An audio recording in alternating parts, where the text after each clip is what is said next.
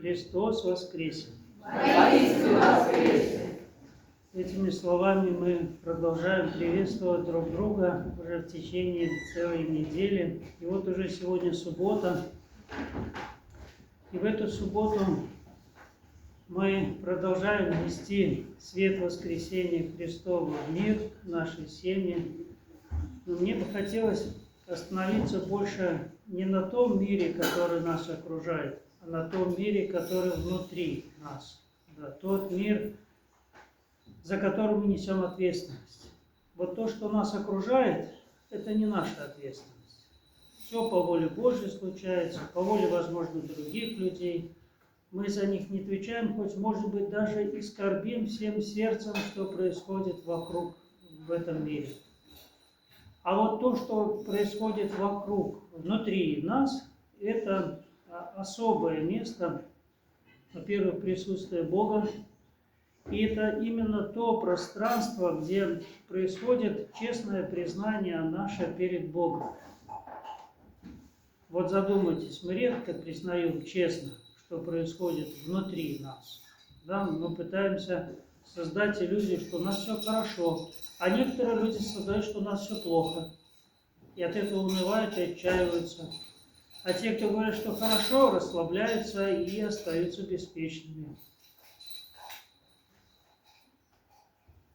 Так вот, плохо или хорошо, да, тут важно, чтобы была правда о себе. Чтобы мы признали те части нашей души, которые не воскресли. Да? Когда мы причащаемся святых таинств Христовых, мы верим, что с вхождением нас тела и крови Господней мы преображаемся.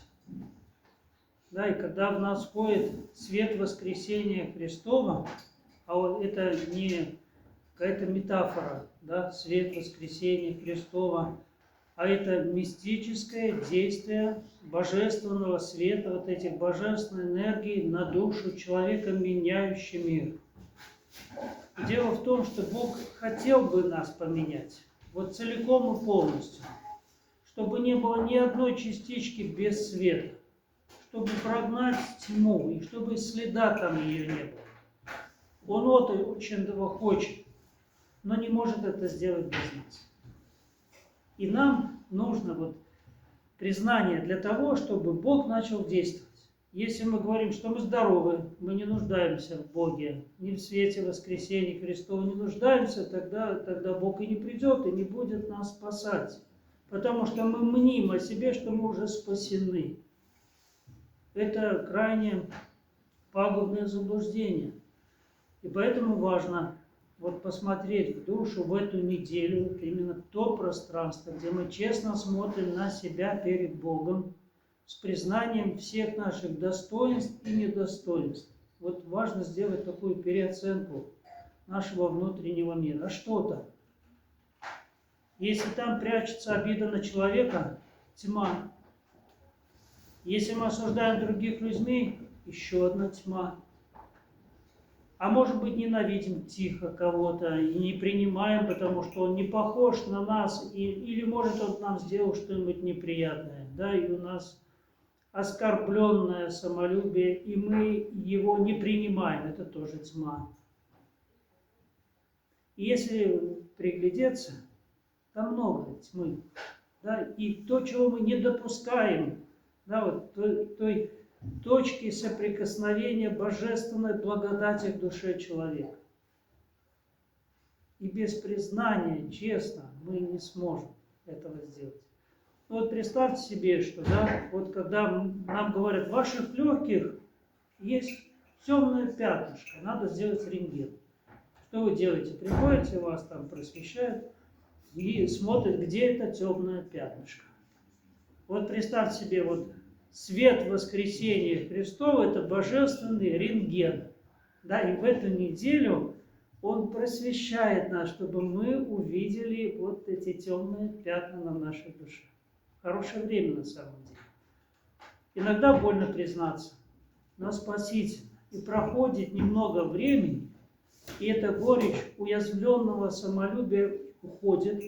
Мы начинаем себя принимать, и с этой же минуты, с этого же мгновения Божественная благодать начинает нас исцелять. Вот самое время. Не думайте, что оно произойдет каким-то чудесным образом без вас. Вы пришли в храм, Божественная благодать на вас не зашла, и вы стали как ангелочки. Такого не случится. Вот тоже правда. Не потому, что Бог не может и не хочет. Он не может и не хочет это сделать без нас. Без признания того, что мы больны и нуждаемся во враче. Без признания тьмы, чтобы пришел этот свет. Без признания зла, которое требует исцеления божественным добром, божественной любовью. Вот почему нам важно иногда заглянуть туда. И вот что мы можем сделать, да? Чтобы это не осталось словами, мы поговорили, не ушли. Вот придете домой, уединитесь. Или, может, вы пойдете в парк уединиться. В лесочек сходите погулять. Посидите под деревом и подумайте о себе. Мы же везде торопимся, пытаемся догнать кого-то, успеть что-то сделать. Остановитесь. Войдите в мир свой внутренний. Да, и загляните туда очень внимательно. И тут нет ничего мистического, да, чтобы сказать, там, что это надо особые духовные глаза, упражнения. Вот преподобный Феодор Студит, устроитель монашеской жизни, он так говорил, что жизнь, дело спасения очень сложное. И оно требует от нас напряженной трудовой деятельности, да, над своей душой. Но Господь все видит, и Господь все устрояет таким образом, чтобы воздать нам должное за труд. И Он пишет, воздает по-божески. Не как мы привыкли по-человечески. Ты мне, я тебе. Я тебе чуть-чуть, ты мне чуть-чуть. Это больше деловые отношения. И мы так торгуемся, бывает, и с любовью. Господи, я вот тебя люблю, пришел, попостился, причастился, а ты мне что? Так вот, когда Господь дает по-божески за наш труд, вот этот вот труд, да, когда вы погрузите свой мир, Он даст нам больше, чем мы можем себе представить. Чистоту сердца или покой мысли, когда мы наконец-то успокоимся, придет мир. А может, придет такая любовь всеобъемлющая, что вам захочется обнять весь мир, потому что так будет вам хорошо. И Он дает нам гораздо больше, чем мы порой заслужим или делаем Ему в ответ. Вот что нам важно сделать в эти пасхальные дни. Пока идет, и пока этот божественный рентген воскресения Христова открывает нам глаза на наш внутренний мир. Но, пожалуйста, поменяйте вот этот фокус.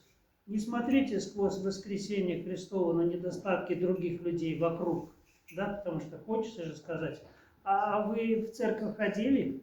А вы исповедовались? А я ходил. А я вот хорошая. А вы какие-то странные все. Нет, нет. Не туда мы смотрим, а туда, внутрь себя посмотреть. И признать честно перед Богом все свои недостатки, чтобы Бог нас исцелил. Еще раз вас поздравляю с праздником Воскресения Христова. Дай Бог вам радости пасхальной, доброго настроения и трезвости ума, как можно больше заглянуть в свой внутренний мир. Храни всех Господь.